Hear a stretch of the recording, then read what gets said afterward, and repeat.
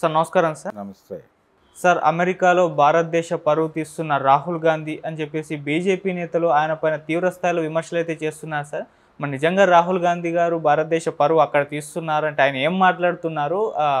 ఆ మాట్లాడిన దాన్ని భారతదేశానికి ఏ విధంగా సూట్ అవుతుందంటారు? అసలు ఏ రకంగా పరువు తీస్తున్నారు? బీజేపీ వాళ్ళ వ్యాఖ్యలపైన మీ ఒపీనియన్ ఏంటి సార్?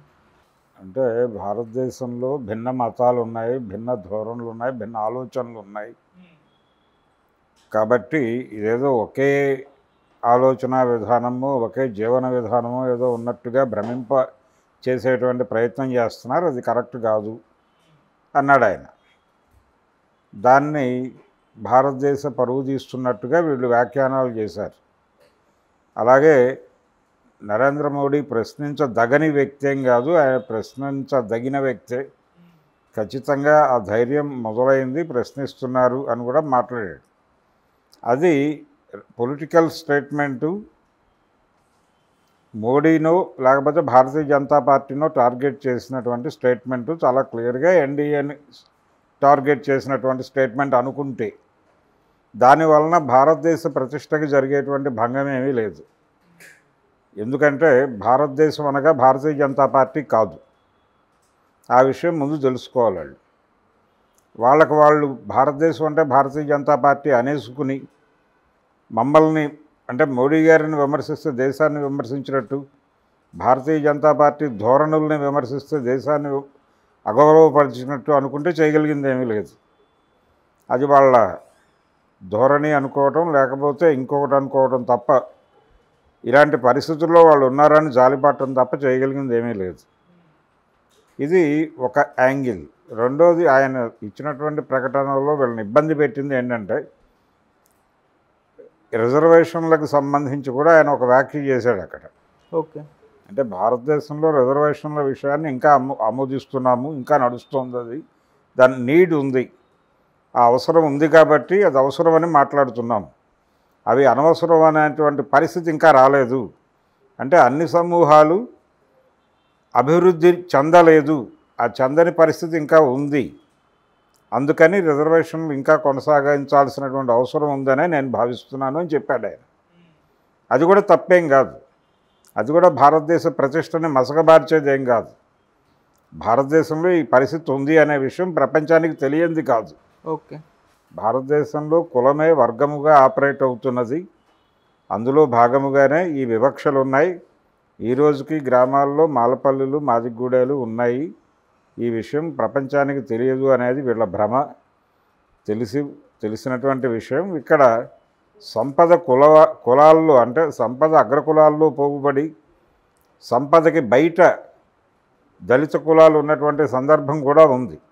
అందులో రిజర్వేషన్ల వలన ఉద్యోగాలు పొంది కొంతమంది బాగుపడి సిటీస్లోనూ లేకపోతే అర్బన్ ఏరియాల్లోనూ మరొక చోట బిల్డింగులు కట్టుకొని ఉండుండొచ్చు కాక, కొన్ని పరిశ్రమల్లో వాళ్ళు ఇప్పటికీ పరిస్థితి ఏంటంటే భారతదేశంలో డబ్బులు ప్రొక్యూర్ చేసినటువంటి దళితుడు కూడా తన పేరుతో తన బ్రాండ్తో ఒక పరిశ్రమ పెట్టలేని పరిస్థితి ఉంది.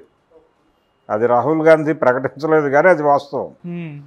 వాళ్ళు ఎవరో ఒక అగ్రకులం వాడిని ప్రమోటర్గా పెట్టుకుని వాడి ముసుగులో వీళ్ళు వ్యాపారం చేయాల్సినటువంటి ఒక దౌర్భాగ్య పరిస్థితి ఉంది అనే విషయం ఇక్కడ ఉన్నటువంటి రాజకీయ నాయకులు గుర్తించాలి. అది ఉంది, వాస్తవం. ఓకే.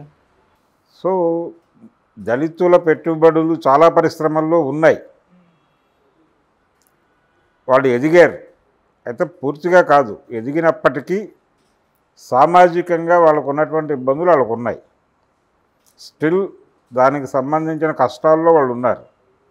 అలాగే సంపదకి దూరంగా ఇప్పటికీ ఎవరైతే ఈ పెట్టుబడులు పెట్టే స్థాయికి వచ్చున్నారో వాళ్ళ కులం వాళ్ళే ఈ రోజుకి ఏమీ లేకుండా దిక్కుమాలినటువంటి జీవితాలు గడుపుతున్న వాళ్ళు గణనీయంగానే ఉన్నారు, అధిక సంఖ్యలోనే ఉన్నారు. అందుకనే మనకి ఈ రోజుకి చాలా పల్లెల్లో మాలపల్లెలు, మాదిగూడెలు దర్శనం ఇస్తున్నాయి. ఈ వాస్తవాన్ని గుర్తించిన వాడికి ఎవరికైనా రిజర్వేషన్లు ఉండాల్సిన అవసరం ఇంకా ఉంది దేశంలో అనేది క్లియర్గా అర్థమవుతుంది. ఇది అక్కడ మాట్లాడితే అదేదో భారతదేశం పరువు తీసేసినట్టుగా వీళ్ళు మాట్లాడితే ఏమనుకోవాలి వీళ్ళని? ఉన్న విషయాలు మాట్లాడుతున్నాడు ఆయన. ఆయన మొదట చేసిన ప్రకటన ఏమిటి? భారతదేశంలో భిన్న మతాలు ఉన్నాయి, భిన్న ఆలోచన పద్ధతులు ఉన్నాయి. ఇది లౌకిక రాజ్యాంగం, ఇక్కడ అందరూ అకామిడేట్ అవుతున్నారు. గాంధీ గారి ప్రకటన ఒకటి ఉంది గతంలో. వారు ఏమన్నారు, భారతదేశంలో ముస్లింని, పాకిస్తాన్లో హిందువుని అన్నాడు. అవును. అంటే ఎక్కడైనా నేను మైనారిటీల పక్షం అన్నాడు ఆయన. దాని ఎక్స్టెన్షన్లో రాహుల్ గాంధీ మాట్లాడుతూ ఇక్కడ ప్రధాన మతం ఏదైతే ఉందో అది ప్రమాదంలో ఉంది అనేటువంటి ఒక వంకతో, ఒక సాకుతో వాళ్ళని యూనిఫై చేసే, తద్వారా బెనిఫిట్ పొందాలని చూస్తున్నటువంటి ఒక పొలిటికల్ పార్టీ ఇదొకటే ఉంది ఇక్కడ అని మభ్యపరిచేటువంటి పని చేస్తోంది. అది ఒకటే కాదు, ఇంకా చాలా ఉన్నాయి అక్కడ అని చెప్పాడు. అది కూడా తప్పేం కాదు, ఉన్న విషయాన్ని ఉన్నట్టుగా చెప్పాడు ఆయన. ఇది ప్రపంచానికి తెలియదు అనుకోవడం భ్రమ. తెలుసు అందరికీ, భారతదేశంలో భిన్న మతాలున్నాయి అందరికీ తెలుసు. అలాగే ఇండోనేషియా తర్వాత ముస్లిం జనాభా ఆ స్థాయిలో ఉన్నది కూడా భారతదేశంలో అనే విషయం కొత్తగా వీళ్ళెవరూ చెప్పక్కర్లా. రాహుల్ గాంధీయో నరేంద్ర మోడీయో చెప్పక్కర్లా. అంతర్జాతీయ స్థాయిలో అందరికీ తెలిసిన విషయమే అది. కాబట్టి రాహుల్ గాంధీని టార్గెట్ చేస్తూ ఈ రకమైన ప్రకటనలు చేస్తూ ఈ రోజుకి భారతీయ జనతా పార్టీ తన పాత ఆలోచన ధోరణితోనే ఉన్న విషయాన్ని చాటుకుంటోంది. అంటే భయపడుతోంది రాహుల్ గాంధీని చూసి అనేది అయితే అర్థమవుతోంది. ఓకే.